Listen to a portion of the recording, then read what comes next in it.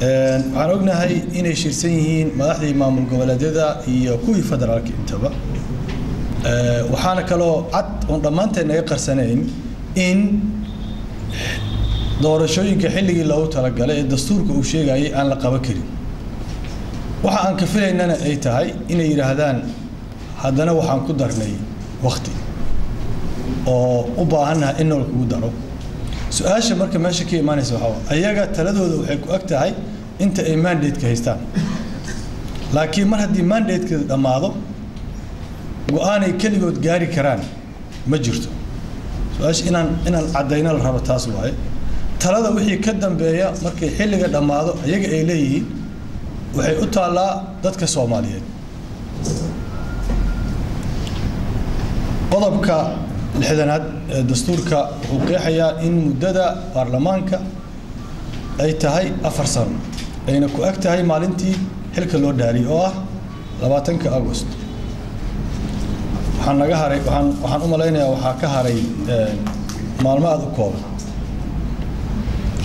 qodobka 9aad 91 dastuurkan wuxuu qorayaa muddada madaxweynaha xilka uu haynay inay tahay 4 sano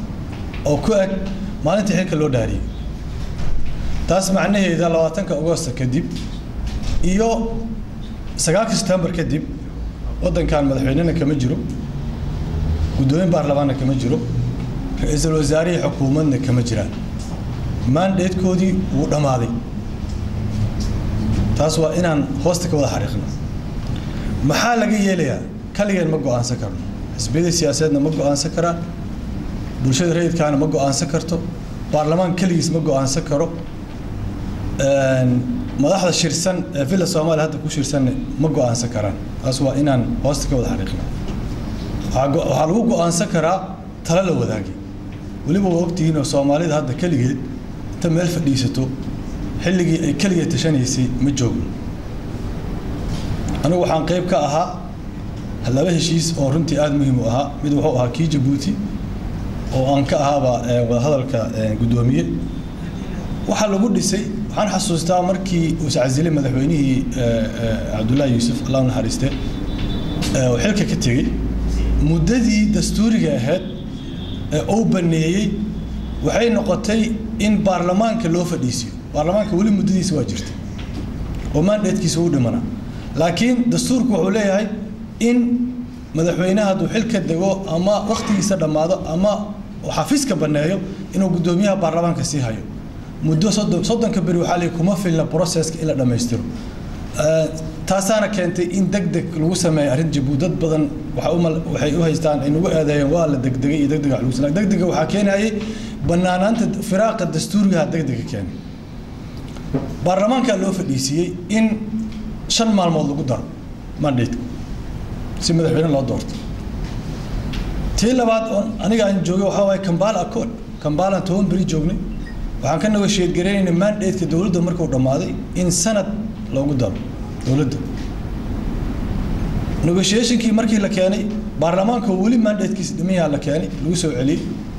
ka bacdi waxa la marsiiyay African Union-ka Security Council-ka saasay waxay ku noqotay arrintaas waxa kaloo jira Security Council resolution uu leeyahay oo 2232 ah oo 2015 soo baxay kaasoo dhahaya lama cusboonaysiin karo maalin lagu madari karo hay'adaha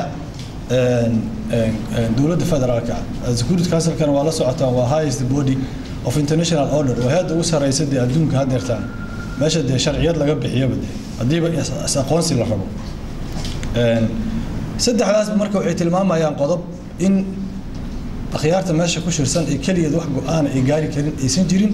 taasaan u baahanahay shirweynaha toos ku daro taasaan u baahanahay dadka Soomaaliyeed inaan ku wacyigelino u sheegno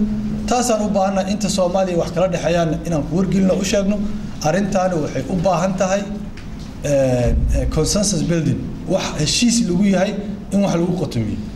wadamada qaarkood waxay go'aan ka gaareen arrimaha noocaana maadaama ay og yihiin dawlad xilligeeda qabanaysa doorasho inaysan jirin ama dawlad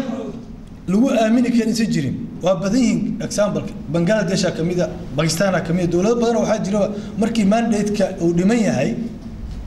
xilligiisii uu dhow yahay dawladda laga bixiyo xafiiska oo la dhiso caretaker government wax la yiraahdo xukuumad xilsi hayn حكومة يومان إذا كده ما لقيت جهة تلاذ مكاسة حكومة حل سيهان السماء سين لو حقيقيو إن الدور شيء كل غضان هو ده هذا وحمرك أوبانا إن حكومة حل سيهان سبتمبر سجال كذا كدي ودن كان كذا عضو تاسو نوشيش كنت ماذا دات كنا يسكر رأسيه لما كعافيس كجوجنا ما دام يكوفش المن إن يقبتان دور شد حل جدي كما أمال مريكرنا أنجا إن عم بلا كله إيمان ما كله أن وسيدر هكذا ماشي كجرا برلمان كصاحب بدن وكتر سنة جرني أنيجي سلاد يرك بدن وافد ديستين وعندنا برلمان كان برلمان كلا ماشان وبحيا أي سبب بدله برلمان دستور كسومالي أنت جرتي وحاول ليه جريبه إلكشن كما كي سنة كده متاعي مدحينا برلمان كده سولف جري هاد واجي سومالي إيه دولة ديمقراطية هاد نورمس كأدون كلنا دتك وادت وده البحث أدون كمرة برلمان كوحاول سدح بلاد يلح بلاد كورا ولا كلا درابة دور شو هذا مركي قسم ما إنه برلمان كان نفتي سيف ديو أننا وحن أبغى الحاصل عد قول سحر هاي سمجرت أو مشكلة اللي وحلنا لكن إن دوت قرن يهشيس قرن لقيه شو ما نديت كمركو رماضو إن لقيه شيء سيد الليلة أنا ما أقون صدقنا مدحوينا ما نديت كيس رماضي أما حكومة ما كذا ما نديت كذا رماضي وما سنتي